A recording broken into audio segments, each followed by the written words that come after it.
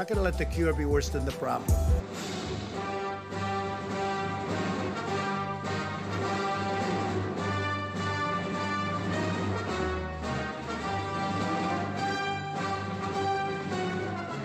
Vous êtes prêt à avoir 30, 40 000 morts? Vous êtes prêt à assumer ça? Vous savez, quand on fait une guerre, dans la Seconde Guerre mondiale, personne ne se posait, ou la Première Guerre mondiale, personne ne se posait cette question-là.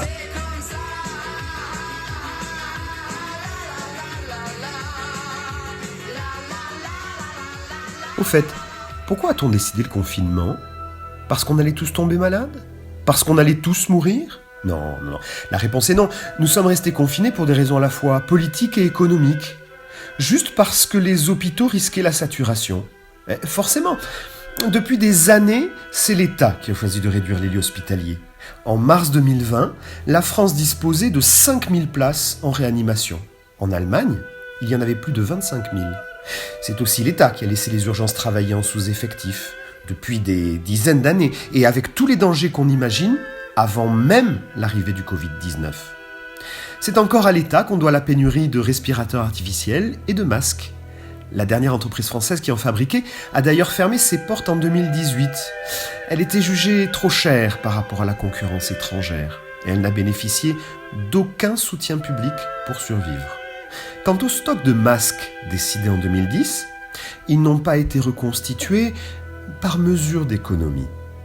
Pourquoi avoir détruit le stock de masques? Non, ce n'est pas un complot. C'est juste de la politique à courte vue, de l'économie sans vision. On a résilié notre contrat d'assurance, alors que depuis 2001, des rapports ont alerté les pouvoirs publics sur la menace de nouveaux virus, mais aussi sur le risque d'attentats bactériologiques. Et on dit que nous sommes en guerre. Mais vous imaginez une guerre sans soldats et sans armes? Bien sûr que non. Alors pourquoi les hôpitaux ont-ils travaillé sans les moyens nécessaires? Pourquoi des EHPAD ont-ils été laissés sans masques ni gants en quantité suffisante? Et les aides à domicile, les policiers, les surveillants de prison, les caissières, les coursiers et tous les autres premiers de corvée, comme on dit?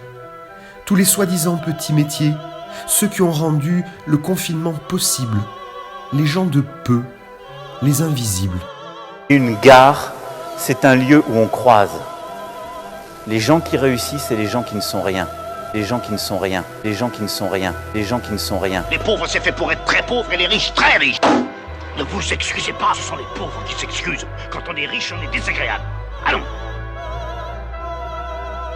Peut-être est-il temps d'arrêter les frais. Temps de rendre l'économie à ceux qui la font. Temps d'inverser les priorités. Il est temps que la dignité humaine compte plus que le cours des marchés.